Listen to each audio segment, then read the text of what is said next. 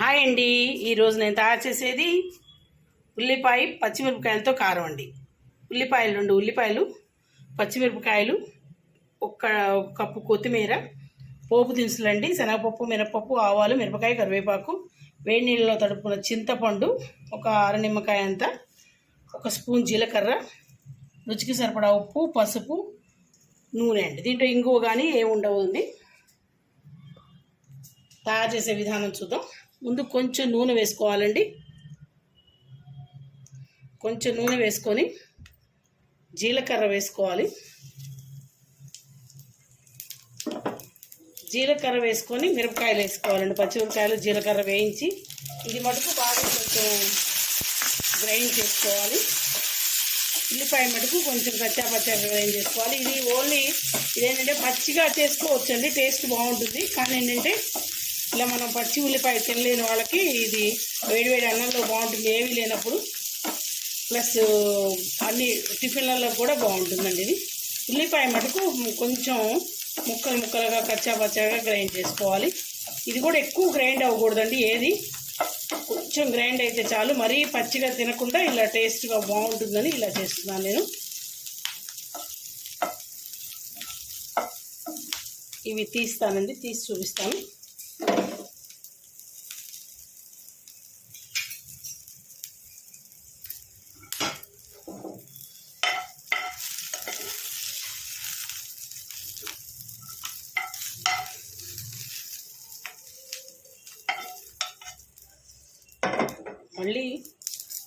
మళ్ళీ కొంచెం నూనె వేసుకొని,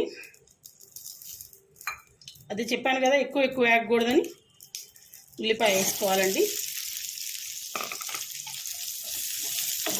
ఈ ఉల్లిపాయలో కొత్తిమీర గ్రైండ్ చేసుకునేప్పుడు పచ్చిగాను వేసుకోవచ్చండి జీలకర్ర. కానీ మనం పచ్చిమిరపకాయలు వేయట్లేదు కదా, ఇప్పుడు కొంచెం వేయిస్తున్నాం కాబట్టి కొంచెం వేసుకోవాలి. ఇది కూడా మరీ వేగనీయద్దండి, కొంచెం వేగనీయాలి. దీంట్లో కొత్తిమీర వేసుకున్నాం. కొత్తిమీర కడిగి క్లీన్ చేసుకొని కొత్తిమీర వేసుకోవాలి. చాలా టేస్ట్గా ఉంటుంది. దీంట్లో గ్రైండ్ చేసుకునేప్పుడే చింతపండు వేసుకున్నామండి. ఉప్పు పసుపు వేసుకొని చింతపండు వేసుకున్నాం, అప్పుడే వేసుకోవాలి. ఇవి మళ్ళీ పళ్ళల్లో తీసి నేను పోపు కూడా చూపిస్తాను మీకు. పైన పోపు వేసుకోవాలి పచ్చడి చేసి. ఇది టిఫిన్లలోకి ఎప్పటికప్పుడు బాగుంటుంది. వేడి అన్నంలోకి అయితే చాలా బాగుంటుందండి. ఎప్పుడు మిరపకాయలే కాకుండా పచ్చిమిరపకాయలతో కూడా. ఇది రోట్లో అయితే ఇంకా బాగుంటుందండి. పచ్చిగా కూడా బాగుంటుంది, కానీ ఏంటంటే అందరూ పచ్చిగా తినలేరు కాబట్టి ఇలా చూపిద్దామని ఇలా చేస్తున్నాను నేను. కొంచెం వేగాలండి, మరీ వేయకుండా.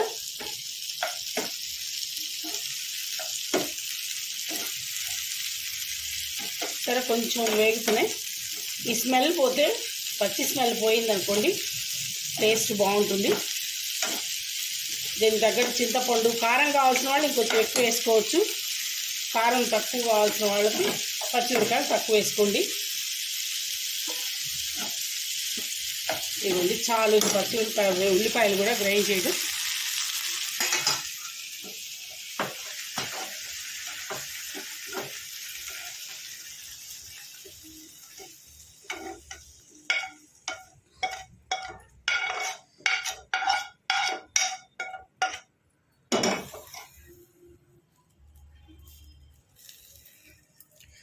నూనె మళ్ళీ వేసుకుందామండి.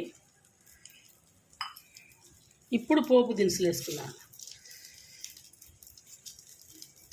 ఇగో దీంట్లోనే ఉప్పు, పసుపు, చింతపండు కూడా వేసుకోవాలండి. ఇది గ్రైండ్ చేస్తూ వేసుకుందాం. ఈలోపు మిరపకాయలు, మీ పోపు వేగిందనుకోండి వదిలేసేసి చల్లారంగానే పచ్చిమిరపకాయలు కారం చేసుకొని మీకు మళ్ళీ నేను చూపిస్తాను. దీంట్లో ఇంగువ కానీ ఏం వేయటలేదండి. కొంచెం వేసుకున్న వాళ్ళు వేసుకుంటారు, కానీ ఆ టేస్ట్ వేరు. ఉల్లిపాయతో ఉన్నది టేస్ట్ వేరుగా ఉంటుంది కదా, అది ఎందుకని వేయటలేదు. ఇది ఇలానే బాగుంటుంది.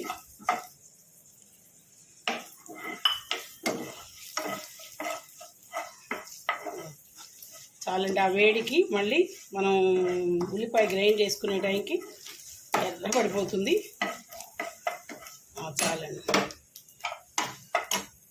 చేసి చూపిస్తాను.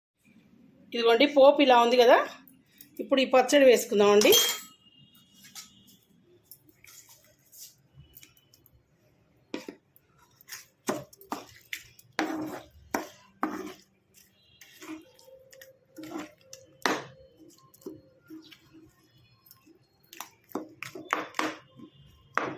ఇంతేనండి పచ్చడి. ఉల్లిపాయ పచ్చిమిరపకాయలతో కారం అండి. ట్రై చేయండి, టేస్ట్ చేయండి. ఇలా కూడా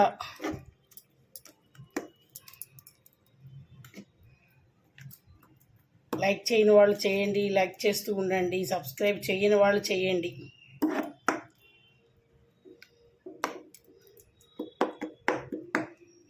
ఉల్లిపాయలు డైరెక్ట్ పచ్చిగా తినలేని వాళ్ళకి వేసండి. Please like, share, comment, subscribe to Bhargava Sharma బ్రాహ్మణ వంటలు. నమస్తే అండి. హాయ్ అండి. ఈరోజు నేను తయారు చేసేది పచ్చిమిరపకాయలతో ఉల్లిపాయ కారం అండి. ఉల్లిపాయ అండి, ఇదిగోండి 2 ఉల్లిపాయలు, పచ్చిమిరపకాయలు, 1 కప్పు కొత్తిమీర, పోపు దినుసులండి, శనగపప్పు, మినపప్పు, ఆవాలు, మిరపకాయ, కరివేపాకు, ఇక చింతపండు వేడి నీళ్ళలో తడుపుకున్నానండి, నూనె, రుచికి సరిపడా ఉప్పు, పసుపు, కొంచెం పచ్చిమిరకాయల్లో జీలకర్ర వేయాలి. ఇంతేనండి తయారు చేసే విధానం.